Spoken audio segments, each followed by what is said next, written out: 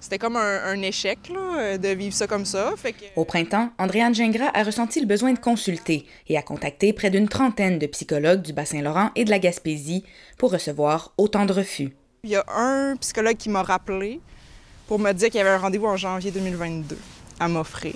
Fait que, à partir de ce moment-là, j'ai ouvert mes horizons plus vers Montréal, des cliniques à distance. Toujours sans succès. Et Andréane est loin d'être seule dans sa situation. Selon les CIS de l'Est du Québec, les délais pour voir un psychologue varient entre 2 et 3 mois en Gaspésie et au Bas-Saint-Laurent et 6 mois sur la Côte-Nord.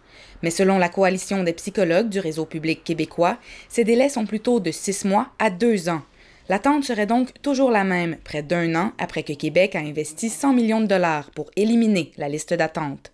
La coalition explique que la solution de transférer des dossiers au privé ne s'applique pas à tous les patients, puisque certains ont besoin de plusieurs experts du réseau public.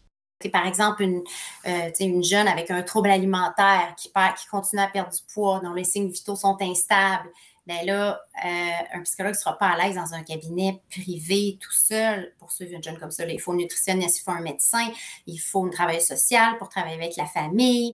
Selon la coalition, le nombre de ces cas complexes a grimpé de façon significative depuis le début de la pandémie, incluant en région où les spécialistes sont moins nombreux. Et si les besoins augmentent, le nombre de psychologues diminue. 40% quittent dans le premier 5 ans complètement du réseau. Donc, c'est majeur comme taux de roulement. Le cœur du problème, le salaire, qui est moins élevé d'environ 27 % au public qu'au privé, selon la coalition, ce qui freine l'attraction et la rétention des psychologues dans le réseau public. Des discussions à ce sujet sont en cours entre la coalition et le gouvernement, mais en attendant, il faut s'armer de patience.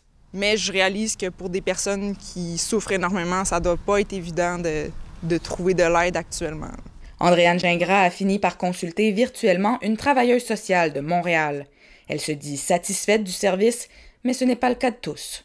Ici Catherine Poisson, Radio-Canada, Matane. Ici Est du Québec.